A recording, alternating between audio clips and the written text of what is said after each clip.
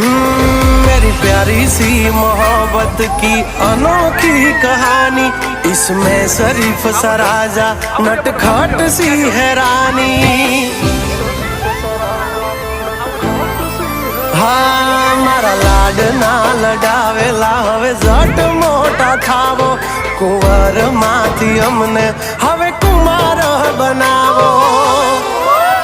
हाँ उमर थई 18 हवे विवाहनु विचारो, वहू राणी थईने वाली मारा खोरडे पधारो। हो आ पागलनी बनो हवे पगली मन जीवती